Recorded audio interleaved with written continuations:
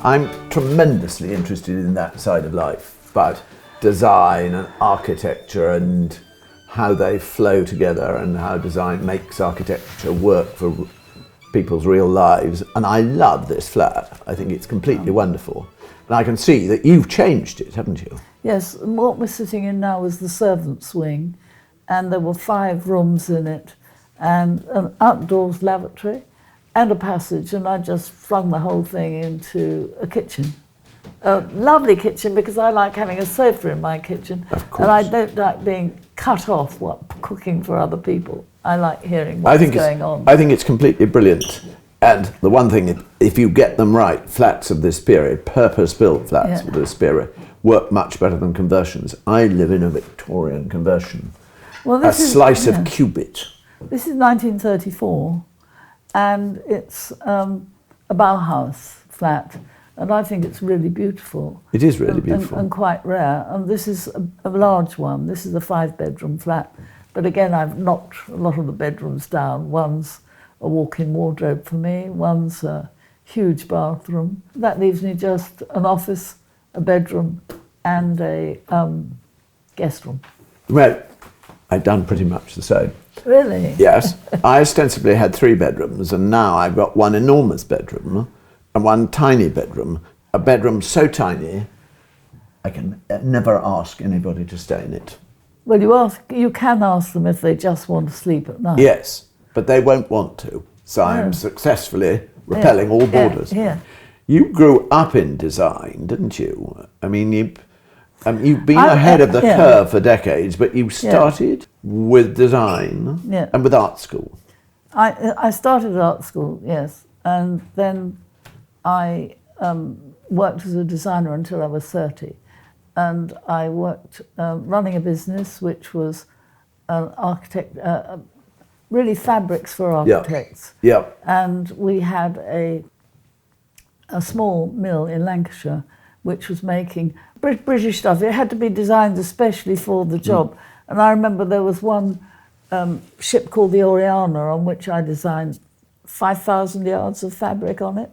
And then again, I like to get architects and give them unique things for whatever job they were doing. And we got Vickers Viking Airways, the whole fleet, doing the interior fabrics for it. So we did hotels and hospitals and big work, you know. And just at the moment that Britain was turning back on to design. Yes, really. Nobody knew what a designer was when we started, because I was married to Terence, and at that point, before then, at first I'd been a model, and then I was really made a PR, and I didn't even know what a PR was in those days, but it was massively paid, much better. I bet you picked it up in time. And you see, Terence at that time, he had just one room in a basement making his own furniture, but I had, I was known to Fleet Street, and they were very nice to me always in promoting Terence. Somebody once said to me that before Terence and you started your company, you couldn't get a plain silver teaspoon in the whole of London. It was all sort of embossed, fake Queen Anne teaspoon. And I think that was very much so. And I was very interested in Terence as a designer before he had any. He had just one picture about the size of a stamp in the Architectural Review of him with a chair, and I immediately fell in love with it. And then when I saw that chair, I said, "That's Terence Conran's design, isn't it?" And the person I was asking, although I didn't realise it, was Terence Conran. And that's how I met him, and later we got married. So And then we had two sons. Then you who had were two both sons. designers, Jasper Yeah. Conran and Sebastian Conran, yes. Kings of their fields. Absolutely, yes. Sebastian's a product designer, and he's a double professor, and Jasper is also a professor. And I think that's much more the exciting. It's terribly exciting. Yes, for your children to be professors. And I can remember them both as, I was going to say lads, but pretty young guys. Yes. Back then.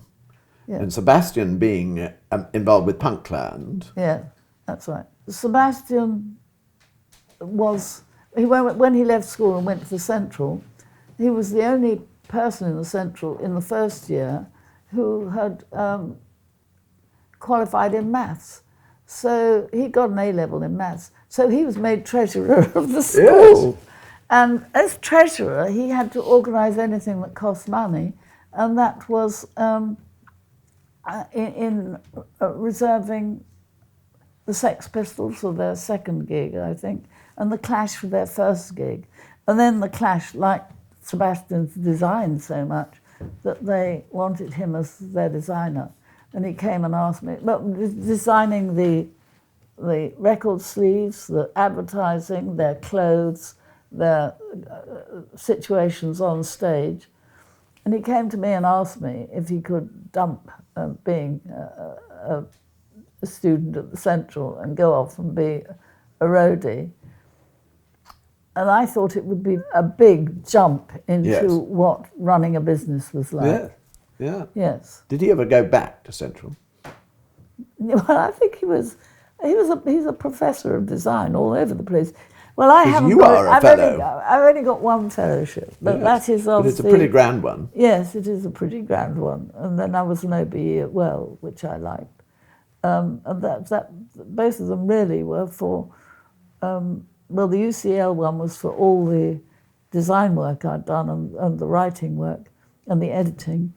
And the other one was for the first time I did voluntary work, because when I retired, which is when I was 65, which is about 1998. I didn't notice this actual retirement. I don't think it really happened. I was only happened. retired for 3 weeks, and then I found out something that needed doing, which was the Work-Life Balance Trust, because it seemed to me that all the women I knew, especially women with children, simply had a terrible time trying to keep a job.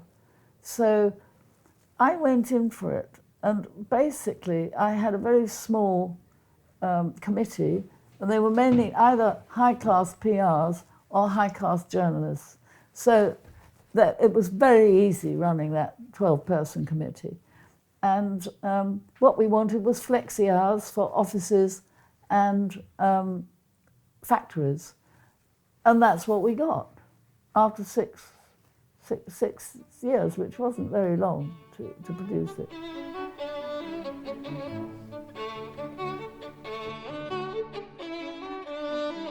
Because journalists came to me to ask me about design in Europe, or worldwide really. And then after I was design consultant for the Daily Mail, they offered me the job of home editor. So really I was very lucky in that was my first job as a journalist. And I never even considered being a writer, but it was just what suited me. And then a year later, I was woman's editor for The Observer, because they wanted me to start a new magazine. And so then I went back to the Daily Mail, then I went back to The Observer, then went back to the Daily Mail again. So really I was very lucky, especially because the Daily Mail was just so professional. I started Female 50 years ago in the Daily Mail, and they were very helpful to that. It was a 16-page issue that went in once a week. And our first article, I think, was the first article about women's liberation in Britain, although we hadn't heard of it at that point, but it was how we felt. In the Mail? Yeah, in the Mail. And it's quite difficult to think of that now, yes, isn't it? Yeah. Well, I think they wanted female advertising, and they realised they could get a lot of advertising. I could do anything I wanted, and I used to work with the designers on Saturday to get a page that could not be altered and could not be copied by other newspapers at that point. Because this So is that the was why beginning of British consumerism, isn't it? It's been, And you had to, for that, absolutely, you had to have women. Yes. And also it was the first time we were allowed to say where something came from and how much it was. Marks and Spencer's, £4 for this lingerie. Or because I wouldn't do it unless they let me. Mm. And I was very much speaking from a reader's point of view as well as a writer's and a designer's point of And view. were you being a little bit subversive, smuggling in stuff which wouldn't otherwise have made it in a popular mid-market newspaper, and smuggling in ideas like women's lib? That was a bit But subversive. there's also a rather saucy idea that no designers at that time were paying any attention to the woman's behind. So we had a picture on the very first page of a woman's behind in a pair of tight jeans. And we were saying, this is the spot to watch. Well, it's well we before were the right. Kardashians. When I was 36, I caught ME. And so I had to resign at the Daily Mail. So as I hadn't at that time done any housework, and as I couldn't afford to have a housekeeper or a cleaner, I started writing notes to myself about how to clean my home. And it was very difficult at that time because I couldn't really walk very well. But anyway, then a friend of mine at the Observer phoned up, Patrick Seal, and he said, I've sold your book. I said, what book? He said, the book you're writing on housework. I said, oh, those are only notes for myself. He said, I've got the cheque from the publisher in my pocket. I said, right, I'm writing a book. And that was how I started. And that was Superwoman. Yes. And Patrick and I never really understood why it was so successful. It went straight to #1 for about 19 weeks, I think. And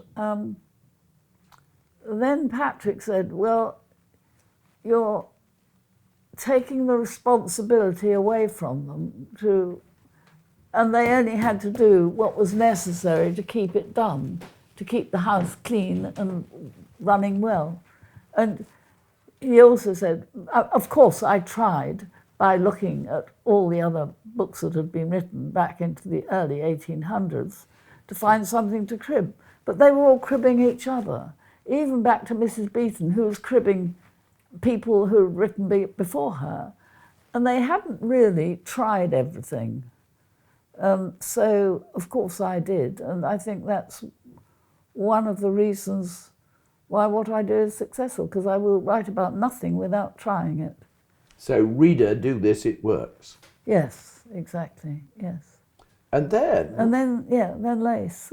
And then, I mean, again, before the curve, before I have to say, even Gilly Cooper, you went from non-fiction bestseller, which taught people how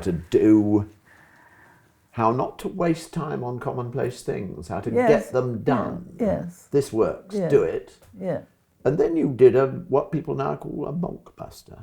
Well, I think they only call it a bulkbuster because publishers were, and I'm afraid journalists, were so jealous of the amount of money I made, because it was my first fiction, and it was about, and I'd actually been researching for a book for young teenagers, 13 and 14-year-old girls, about sex, because I was impressed and disgusted that they were getting totally the wrong information from what was being printed at that time. I then thought, it's going to be very boring writing another book for girls. I'm going to write a novel and I'm going to have a juicy time and enjoy it. So it took me 18 months to write, and I did enjoy it. And I think it did give a correct vision to teenagers of what sex was like and what they should think about it and how much they should put up with and what they should not put up with.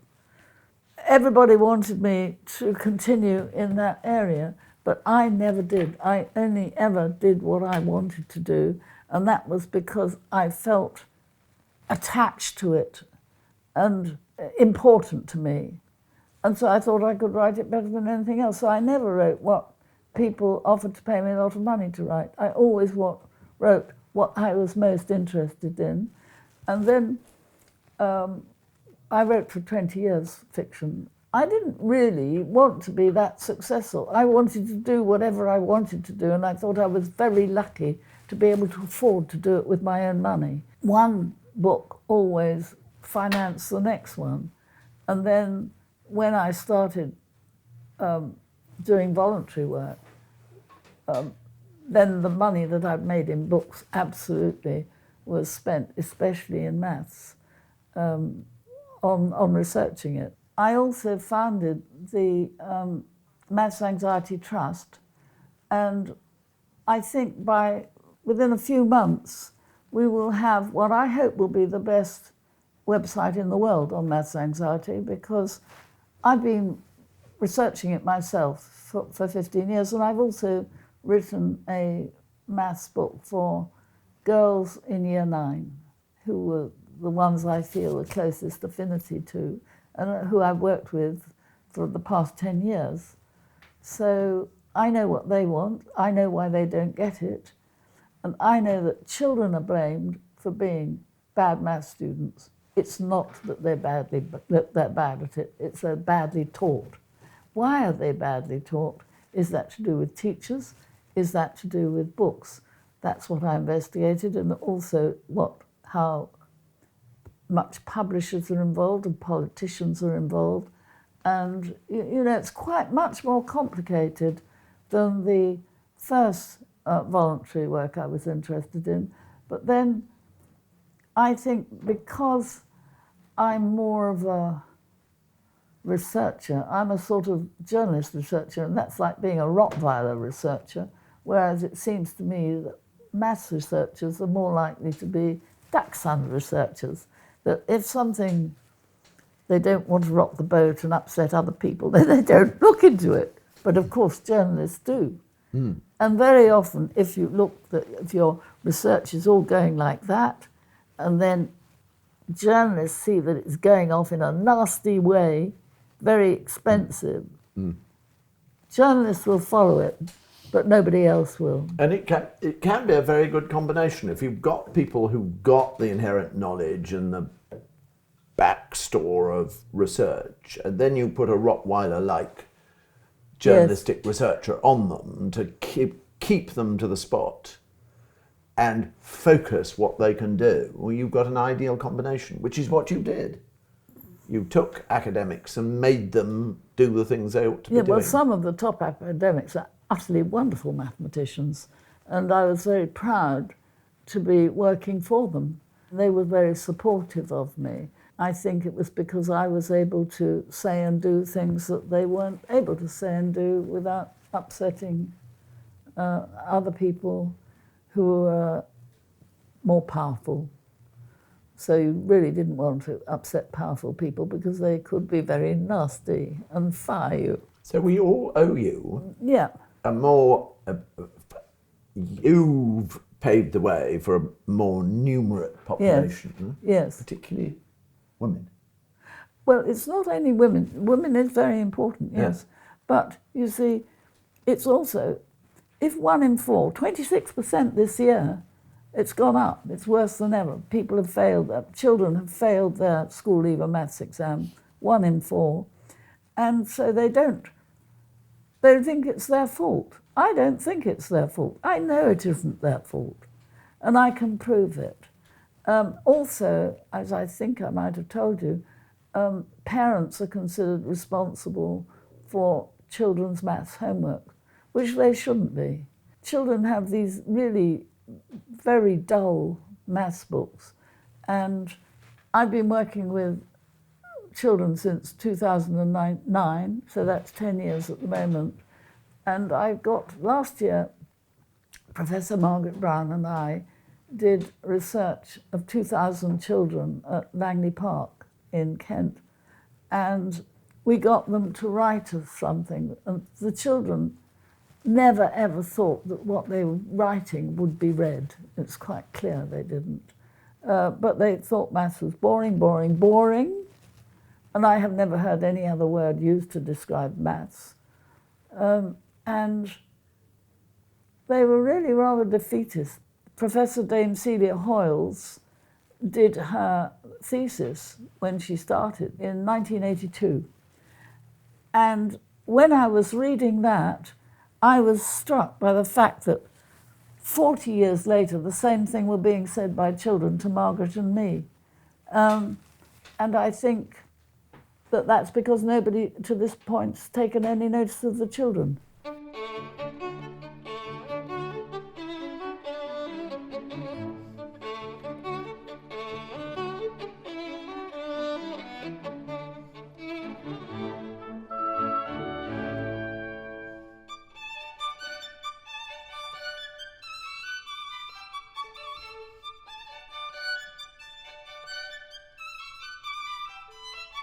So here we are, Shirley, surrounded by things you've done that have had a profound effect on people and a profound effect across the world, things that have sold terribly well. And here we are with a sort of roundup in the Daily Mail of female, because it was recently, just last year, 50 years since you launched Female, and here they are, the Daily Mail, gone to town, pages and pages and pages of stuff about Female and this racy cover, and a very long and very fun piece by you about what it was like and who was involved, and Female's manifesto from 50 years ago. The things women are supposed to want to read about are generally decided upon by a man, and you're saying, not this time. And talking about women, she loves her husband and children, but she doesn't want to be a doormat. She's as bewildered as a chameleon on a tartan rug. I think it's the most wonderful. Trying to be a wife, mother, mistress, chauffeur, cook, washer up, accountant, general dog's body, and sometimes wage earner. Well, things have moved on from then. And then Superwoman was the next decade, wasn't it? That was Can I just sort of late say 70s. that Female's first article sort of made the situation for women's liberation 2 years before women's liberation started. So that was 68. 1968. And then Superwoman was 1975. And Lace was 1982. And then, in the next decade, you became a social entrepreneur. Yeah. It's taken me a while to gather what social entrepreneurs actually do, but I think I understand it now, and it's being businesslike about creating opportunities and change. Yes. And you've done all those things. So, looking at this great range of very successful and important things, here's the Eamon Andrews moment. Yeah. Which is the bit you're proudest of? I think it's money stuff, because that's online on iPad, and it's 1,000 pages, but it's designed by me as well as written by me, and it's 50% visual. And of course, it's written very carefully and researched very carefully and checked out on children until children stopped criticising. And this actually, when I finished it, it was written for the girls I was working with, which was Year 9 girls who didn't like maths. So I had to interest them in maths. And I did.